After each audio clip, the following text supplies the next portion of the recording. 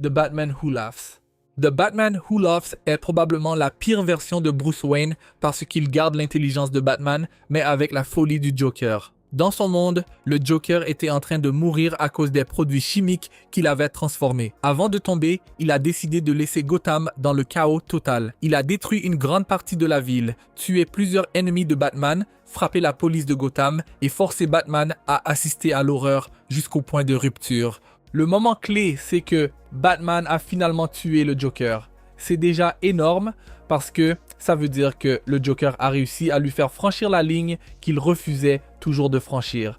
Mais même là, le Joker avait encore prévu le coup. Au moment de sa mort, son corps a libéré une toxine qui a infecté Bruce. Cette toxine n'a pas juste rendu Batman plus violent, elle a détruit ce qui le retenait, puis a fusionné sa discipline avec la cruauté du Joker. C'est comme si Batman était devenu plus dangereux que le Joker lui-même.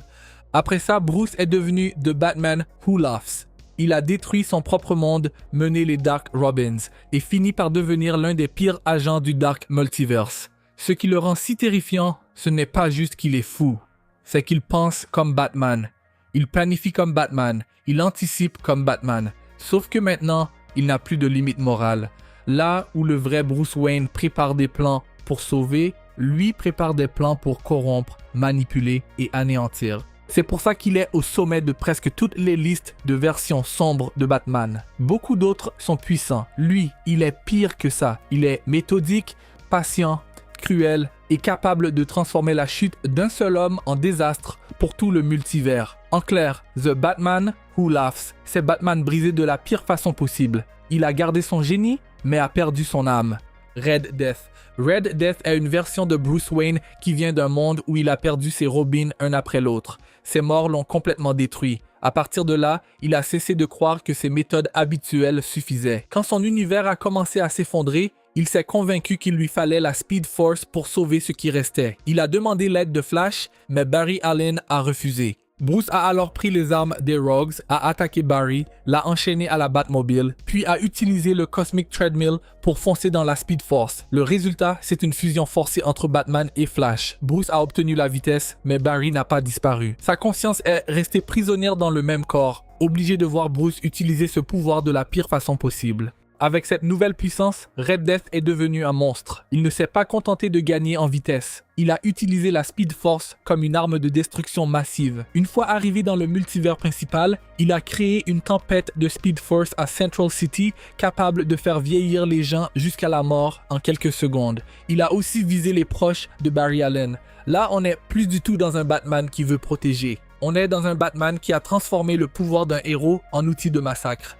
Sa fin est aussi importante que son origine. À un moment, une énergie positive a touché Red Death, ce qui a permis à Barry de reprendre un peu de contrôle sur leur corps partagé. Barry a essayé de corriger ce que Bruce était devenu, mais le Batman Who Laughs avait déjà prévu cette trahison. Cette énergie positive était en fait une condamnation, et Red Death a fini par exploser dans une lumière aveuglante. Au fond, ce personnage représente une peur très claire de Batman. Perdre sa famille, perdre son monde, puis croire qu'en allant plus loin que tout le monde, il pourra encore sauver quelque chose, alors qu'en réalité, il devient lui-même la catastrophe.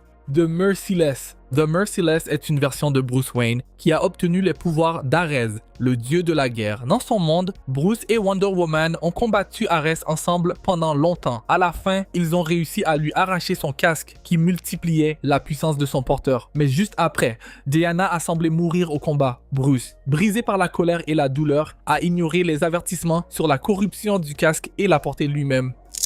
Au début, Bruce croyait pouvoir utiliser cette puissance pour de bonnes raisons, mais le casque l'a transformé. Il a tué Ares, puis a commencé à voir ses anciennes valeurs comme une faiblesse. Le point de non-retour arrive quand Wonder Woman, encore vivante, tente de le ramener à lui. Bruce choisit le pouvoir au lieu d'elle et la tue. À partir de là, il n'y a plus de retour possible. Batman n'est plus un homme qui combat la guerre, il en devient l'incarnation. Ensuite, sa chute devient totale. Il massacre d'abord les ennemis, puis les héros qui essaient de l'arrêter. Il mène une guerre contre le monde entier, va jusqu'à l'Olympe, battre les dieux et s'approprie leur domaine. Il réduit aussi les Amazones, puis utilise leur âme pour former une immense armée d'esprits à son service. Ce Bruce n'essaie plus de protéger quoi que ce soit, il veut une victoire absolue, peu importe le prix. Ce qui rend The Merciless marquant, c'est qu'il représente une peur très simple chez Batman, celle de croire qu'en tuant et en prenant toujours plus de pouvoir, il pourrait enfin imposer la paix. En réalité, il ne crée pas la paix. Il crée une guerre sans fin, il garde la volonté de Bruce Wayne, mais il a perdu tout ce qui faisait sa limite. C'est pour ça qu'il fait partie des versions les plus terrifiantes de Batman. Ce n'est pas juste un Bruce plus fort, c'est un Bruce qui a remplacé la justice par la conquête. The Devastator. The Devastator est une version de Bruce Wayne née d'un cauchemar très simple. Un Superman qui tourne mal. Dans son monde, Superman a tué Lois Lane, puis a plongé la planète dans le chaos. Bruce a d'abord essayé de comprendre, puis de sauver son ami. Mais très vite, il a compris qu'il n'y aurait pas de retour en arrière. Il a donc préparé un plan extrême pour affronter quelqu'un qu'il ne pouvait pas battre normalement.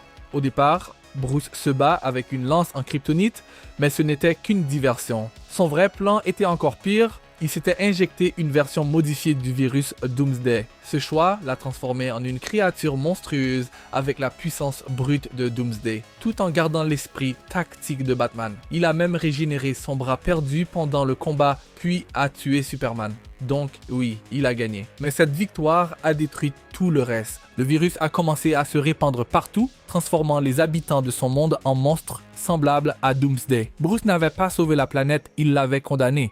C'est à ce moment-là que le Batman Who Laughs lui a donné un nouveau rôle parmi les Dark Knights. Plus tard, dans le multiverse principal, The Devastator a semé le chaos à Metropolis, a utilisé Lois Lane comme porteur du virus, puis a infecté plusieurs membres liés à Superman. Là encore, on retrouve la même idée. Bruce a vaincu la menace, mais en devenant pire qu'elle.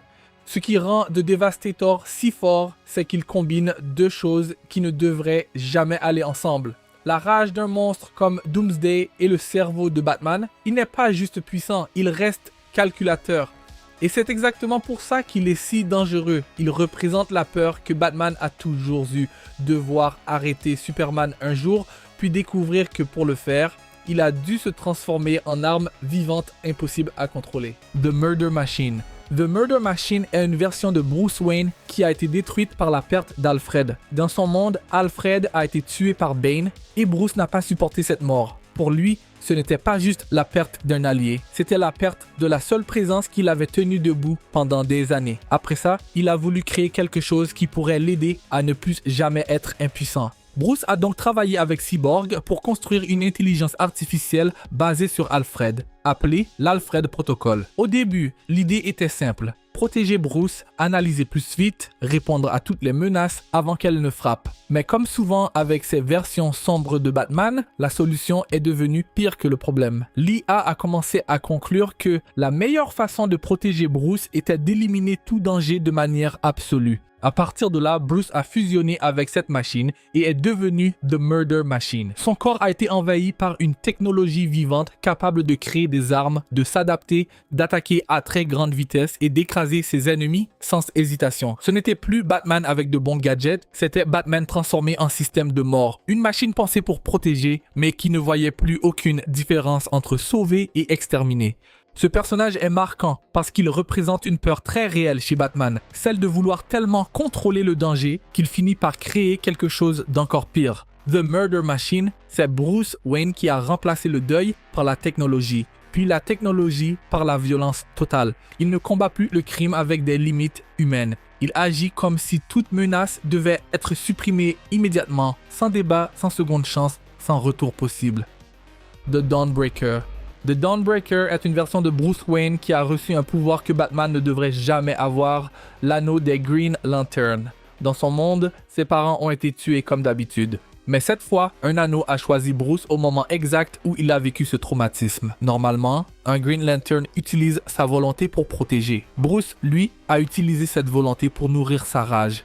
Au lieu de suivre les règles du Green Lantern Corps, il a commencé à utiliser l'anneau d'une façon interdite. Sa peur, sa colère et sa douleur ont contaminé son pouvoir. Il a refusé toute limite, a détruit Joe Chill, puis s'est retourné contre ceux qui voulaient l'arrêter, y compris les Green Lanterns eux-mêmes. Là où un porteur normal devient un gardien, Bruce est devenu quelque chose de beaucoup plus sombre, un Batman capable de tordre l'énergie verte en arme de terreur. Ce qui rend The Dawnbreaker si dangereux, c'est que l'anneau donne déjà un pouvoir immense à quelqu'un de stable. Entre les mains de Bruce brisé, ce pouvoir devient encore pire. Il peut créer des constructions, attaquer à grande échelle et imposer sa volonté presque sans opposition. The Dawnbreaker représente une idée simple. Si Batman avait accès à un pouvoir presque illimité au pire moment de sa vie, il pourrait devenir bien plus dangereux que les ennemis qu'il combat d'habitude. Ce n'est pas juste Batman avec un anneau, c'est Batman qui transforme la volonté pure en noirceur totale. Flashpoint Batman. Flashpoint Batman,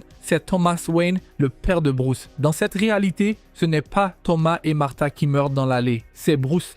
Et ce changement détruit totalement la famille Wayne. Thomas devient Batman, mais pas comme son fils, il devient un justicier brutal qui tue sans hésiter. Martha, elle, sombre dans la folie et devient le Joker de cette ligne temporelle. Rien que cette base suffit à faire de lui l'une des versions les plus tragiques et les plus violentes de Batman. Thomas ne combat pas le crime avec les mêmes limites que Bruce. Il utilise des armes à feu, torture quand il le faut et cherche l'efficacité avant la morale. Ce n'est pas un Batman qui inspire, c'est un Batman qui punit. Son Gotham n'est pas protégé par un symbole d'espoir, mais tenu en respect par un homme brisé qui n'a jamais accepté la mort de son fils. Même quand Barry Allen arrive dans cette réalité et lui explique que, dans la chronologie originale, Bruce est vivant, Thomas a du mal à y croire au début, mais cette idée finit par le faire agir. Il aide alors Barry à recréer l'accident qui lui a donné ses pouvoirs, puis participe à la tentative de restauration de la vraie timeline. Thomas va même jusqu'à affronter Reverse Flash et lui porter un coup mortel. Plus tard, avant de se sacrifier,